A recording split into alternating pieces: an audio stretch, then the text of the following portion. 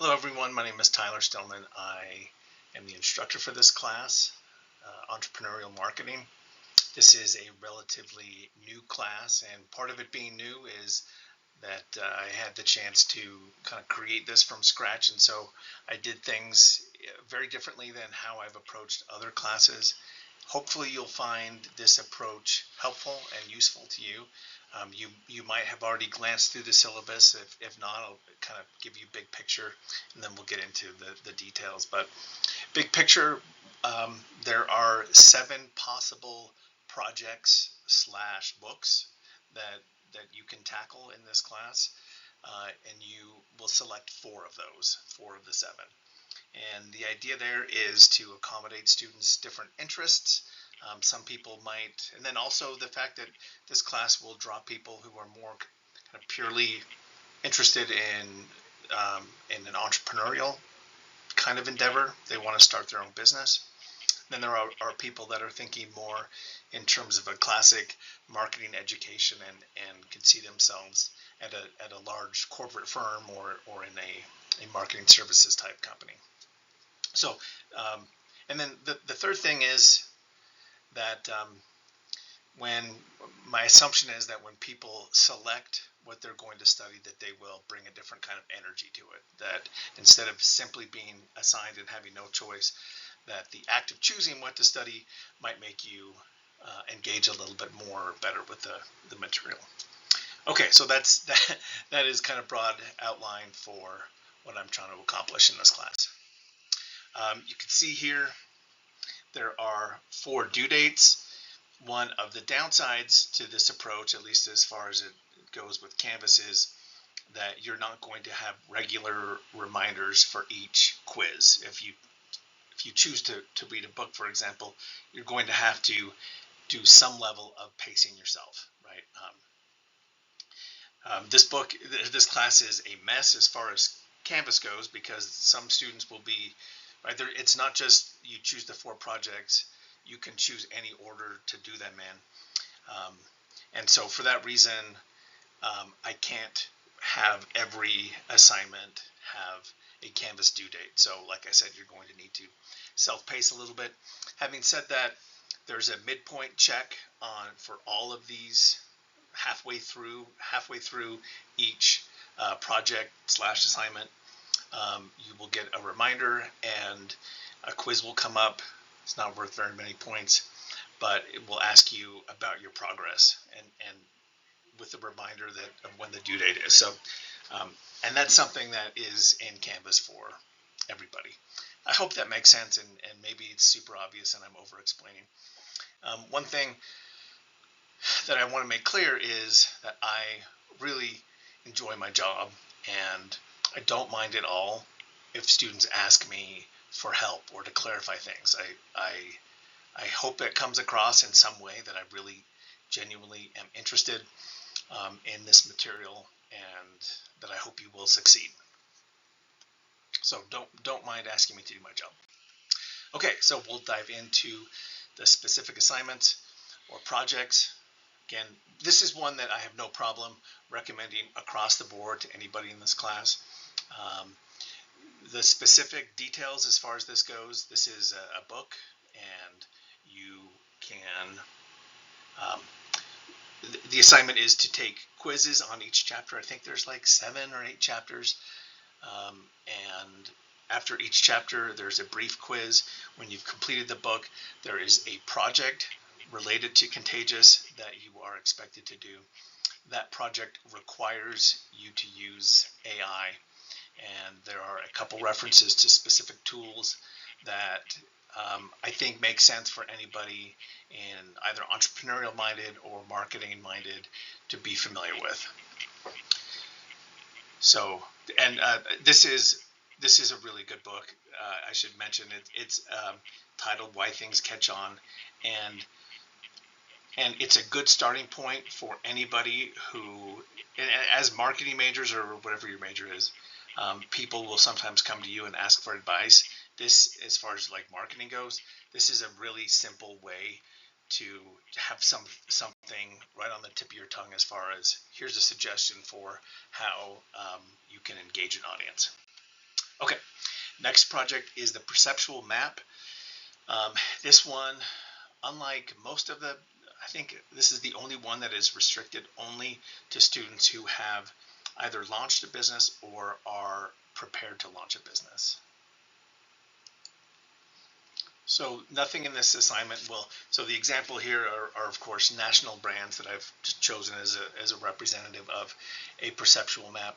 But what I'd like to do is for students who have their own business to start thinking about ways that their business differs from those of their competitors. One saying that I'm fond of saying, and if you've taken an in-person class from me, you've probably heard me say this more than once, which is in marketing, better isn't better, different is better, and that this assignment sort of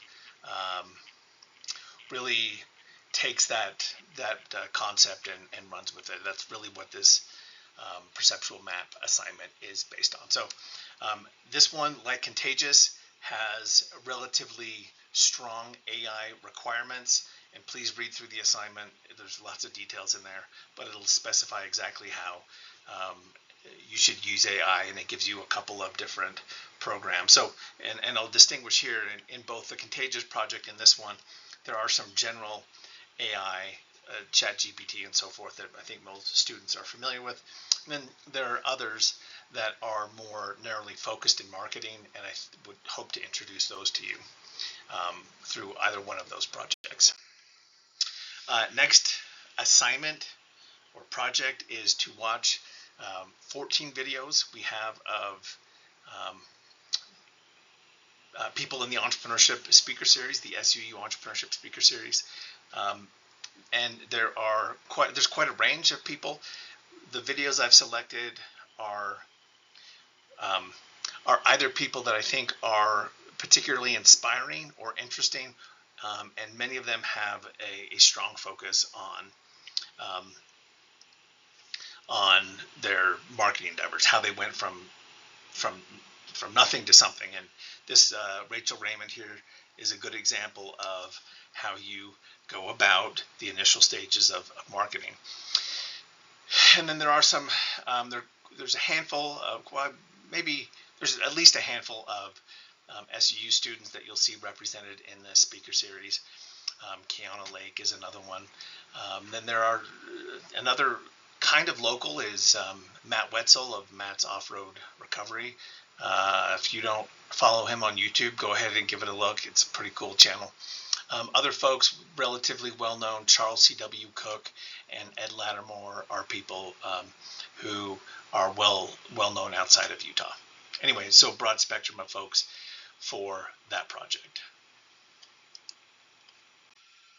Next up is Entrepreneurial Foundations. This is written by Stephen A. Hitz.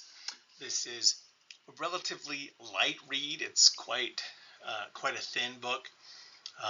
And there's no project associated with this one. This, as far as what the assignment is, it's to read and answer questions about the reading. And like the other ones, the questions are intended to be pretty easy to answer if you've read, and pretty hard to guess if you haven't. So Stephen A. Hitz is somebody who's been a great supporter of SUU students and SUU entrepreneurship. He has mentored quite a few students and is an outstanding mentor and really an outstanding man. Which is why there are two assignments that include Stephen Hitz. So this second one is also called Entrepreneurial Foundations, and it is distinct from the book in a lot of ways. It's you can consider it a companion to the book. If you like the book, you'll probably like the course. If you like the course, you'll probably like the book. They are not duplicates. As I mentioned, Stephen Hitz is a great supporter of SUU students, and he tasked one former SUU student, recent graduate Tim Christensen, with creating this course with him, and that's what Tim did, and the result is this class. It's relatively light as far as the requirements go. I think probably take you a little over 3 hours, which in all likelihood is the shortest assignment. And I probably shouldn't say that because then a bunch of people will jump into it. But anyway, that's so what you turn in here. This class or this course, there's a link to it. It's $15. You pay for it. You finish the class in the Silicon Globe website. When you finish, you will get a certificate, and then you will send that certificate. You'll upload that, and that's the only one where your work is done outside of Canvas, and you'll just upload your screenshot of you having finished your certificate for finishing the course. Next is Rick Rubin, The Creative Act, A Way of Being. Rick Rubin, it's kind of fun for me to assign a Rick Rubin book, and part of the reason for that is as I was growing up in the late 80s, early 90s, the one thing I noticed was that the coolest bands, the bands that I liked the most, and across different genres, had produced by Rick Rubin on the CD, and so that's a name I know from long ago.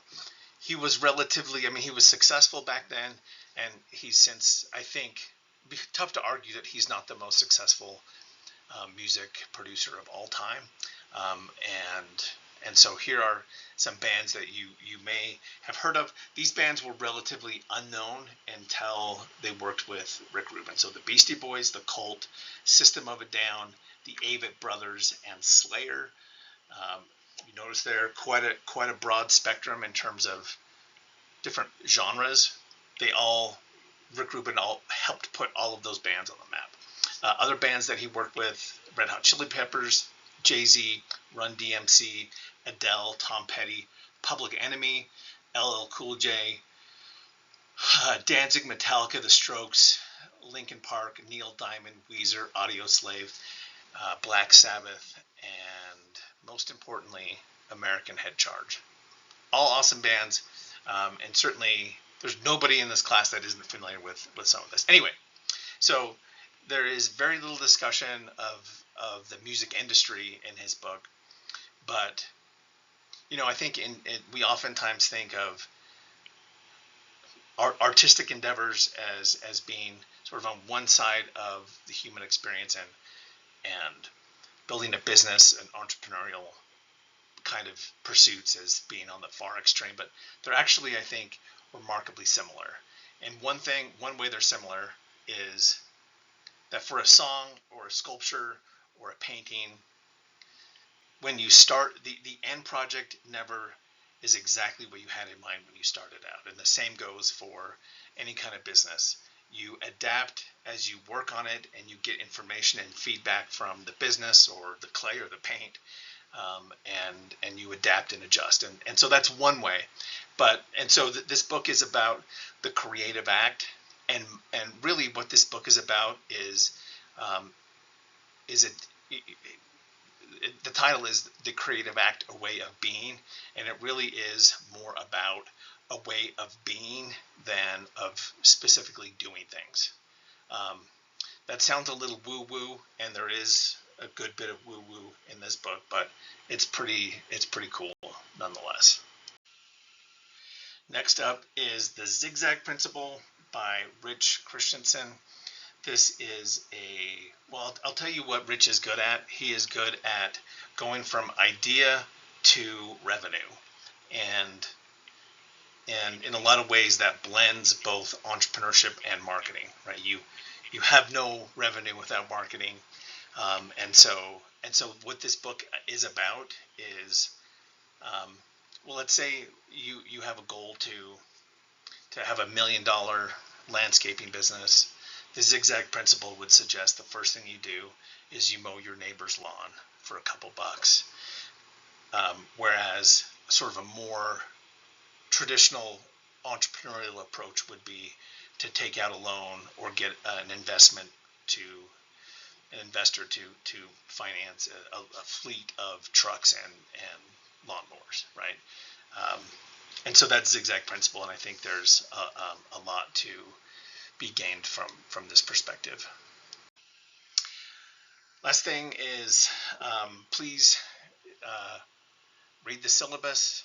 There are a number of things in there where I specify what I'd like to see you do as far as what is appropriate AI use and what is not appropriate AI use. My preference is for all these books, get a paper copy, read the paper copy, and or if you're going to get a digital copy, you can take notes on paper and pencil. All that said, if you pay attention while you're reading, I don't think you'll need notes. But the challenge is to pay attention while you're reading, and I know the challenge myself. So the syllabus quiz.